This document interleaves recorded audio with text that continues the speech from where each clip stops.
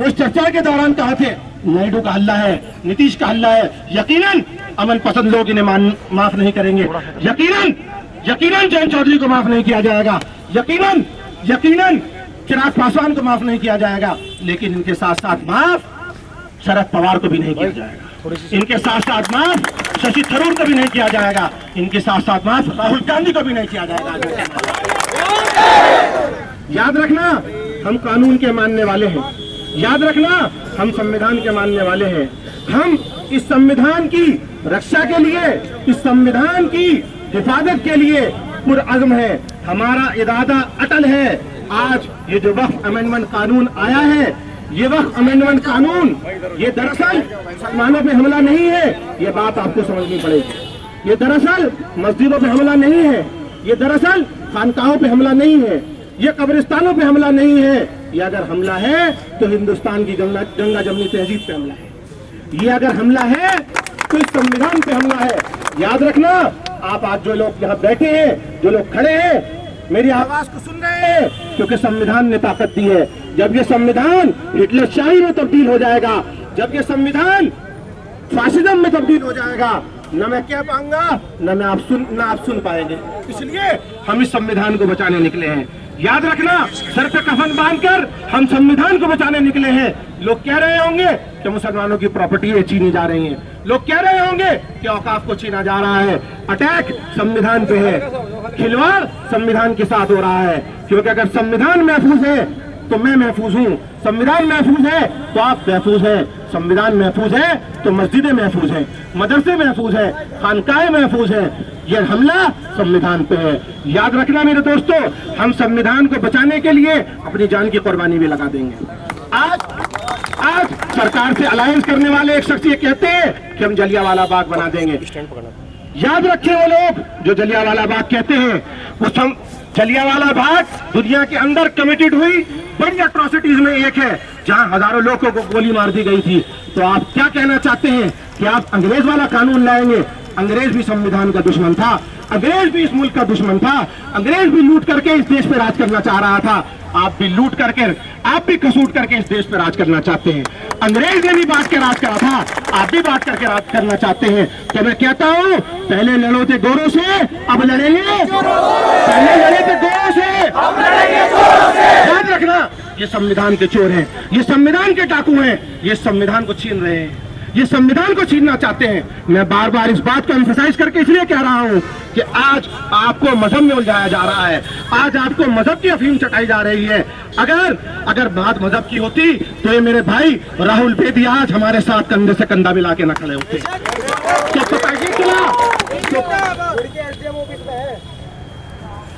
तो पता ये चला कि लड़ाई संवैधानिक थी, लड़ाई संवैधानिक है, लड़ाई हिंदू मुसलमान नहीं है। हमें इस लड़ाई को हिंदू मुसलमान नहीं बनाना है।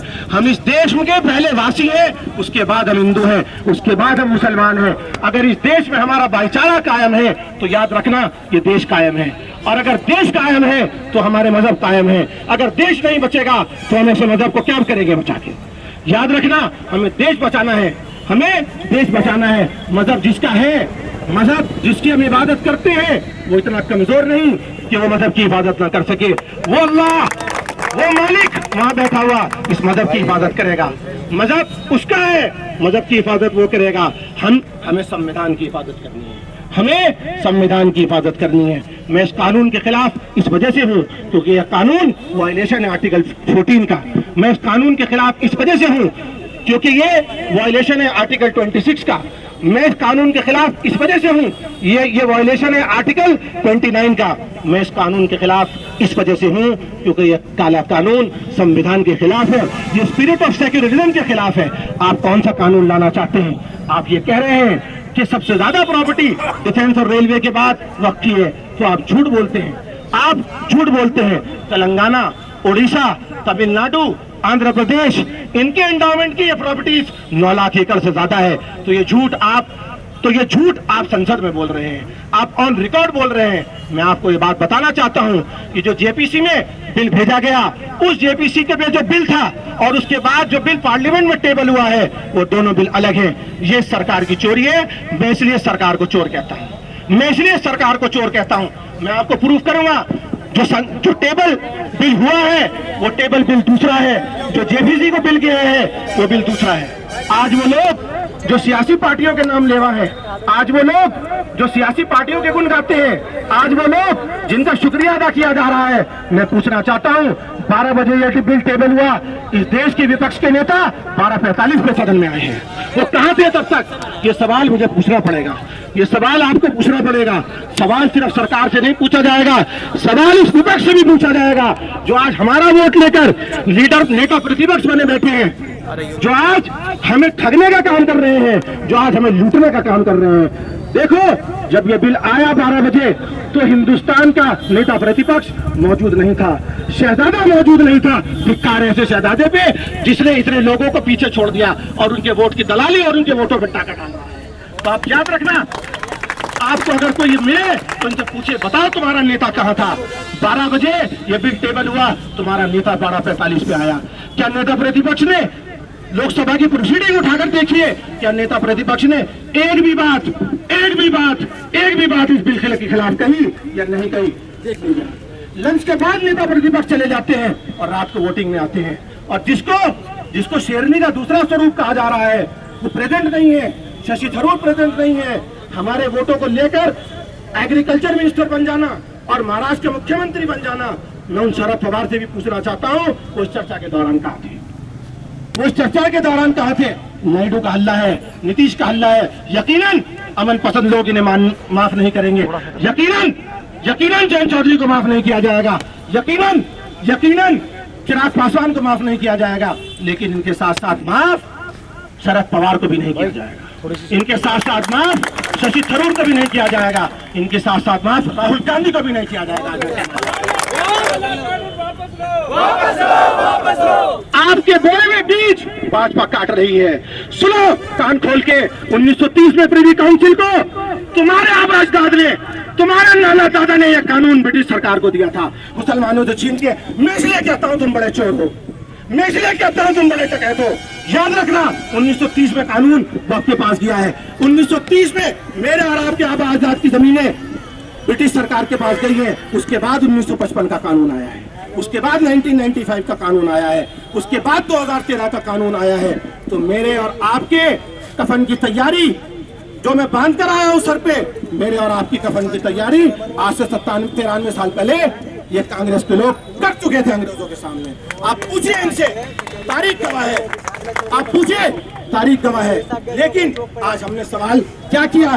बेशक सरकार हमारे हुकूक के साथ खिलवाड़ कर रही है, लेकिन ये दोनों लोगों ने आज देश के मनपसंद लोगों को, आज देश की सबसे दूसरी बड़ी सेकुलर आबादी को फुटबॉल बना दिया है। एक तरफ से एक ठोंग मारता है, एक तरफ से एक ठोंग मारता है।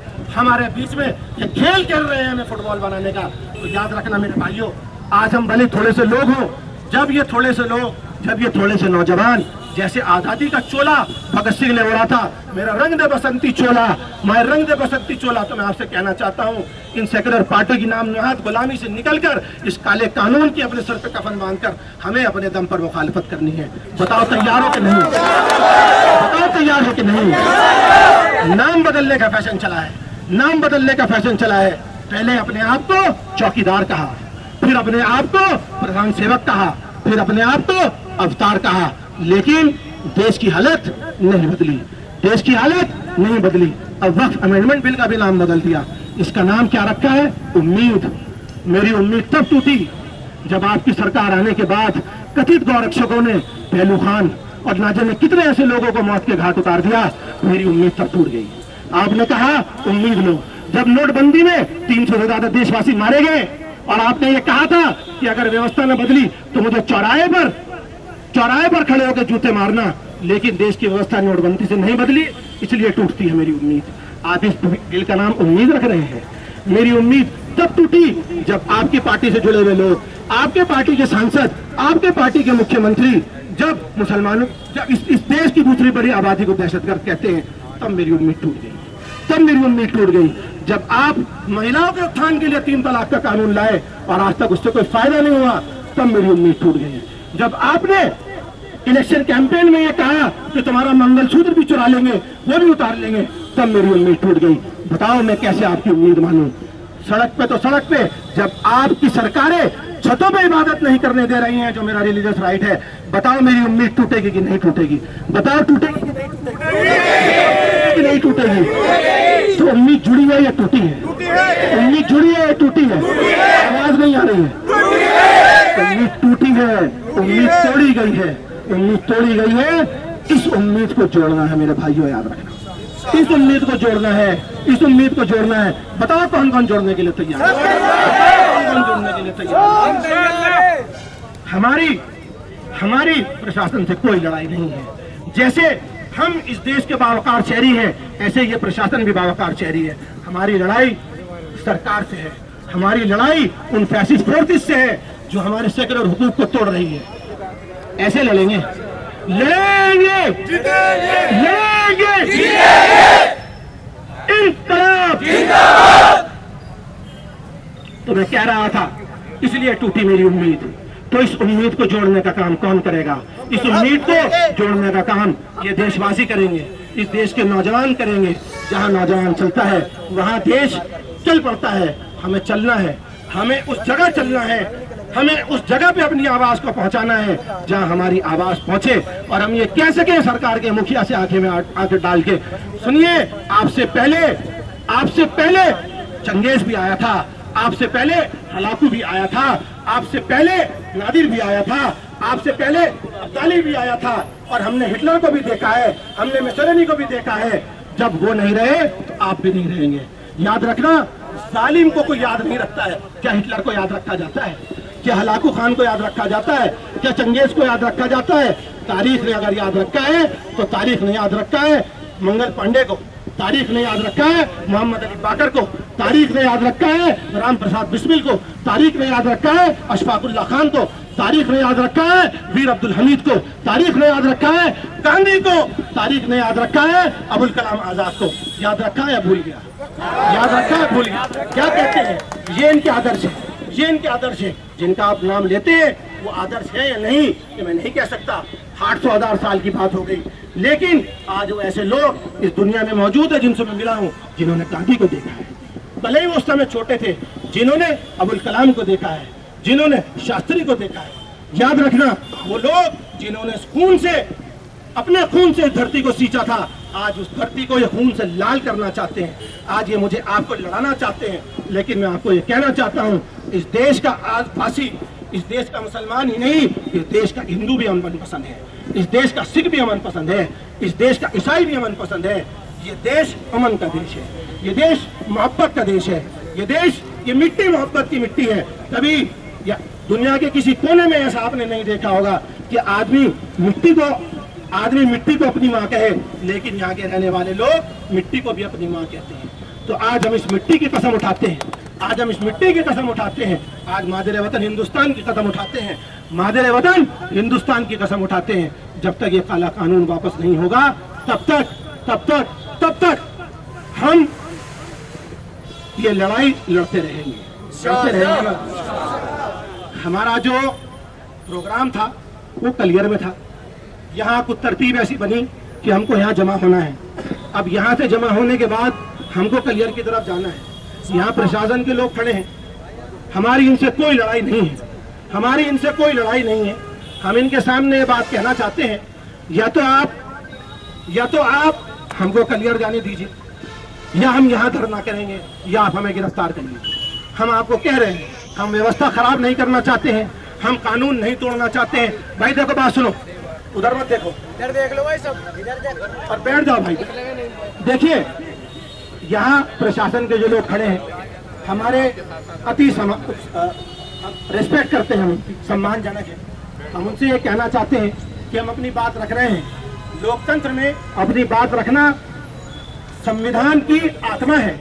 अगर संविधान की आत्मा को दबाया जाएगा तो लोग यहाँ पर खड़े हैं, जो लोग अपने आप को इस लोकतंत्र का स्तंभ कहते हैं, चाहे वो मीडिया के लोग हों, चाहे वो अदलिया के लोग हों, चाहे वो संसद के लोग हों, चाहे वो इंतजामिया के लोग हों, वो इस बात को माने, अगर संविधान सलामत है तो सब कुछ सलामत है, और संविधान सलामत नहीं है तो कुछ भी सलामत नहीं है। रोड चल रहा है, हमारे किसी धरने से, हमारे किसी जमा होने से यहाँ कोई भी बेसिक नेसेसिटी रोड पे नहीं रुकी है। हम इस व्यवस्था को ऐसे ही बना के रखना चाहते हैं, हम इस व्यवस्था को ऐसे ही बना के रखना चाहते हैं। लेकिन अगर हमारे अधिकारों का हनन होगा, अगर हमारे अधिकारों को छेड़ा जाएगा, तो हम अपने अधिकारों को छीनने के लिए बिल्कुल तैयार है और बिल्कुल पीछे हटने वाले नहीं। मैं यहाँ बड़े हुए जिम्मेदार अधिकारियों से ये कहना चाहता हूँ, हम कोई व्यवस्था खराब नहीं कर रहे हैं। हम यहाँ हमें क्लियर जाने दिया जाए। सबसे पहले हमारी ये डिमांड है, हमें क्लियर जाने दिया जाए। और अगर आप क्लियर हमें नहीं जाने देते हैं तो आप हमको फिर अरेस्ट कर सकते हैं। हमारा सर झुकेगा नहीं, कट बने जाएगा। हम अपने सर को झुकने नहीं देंगे।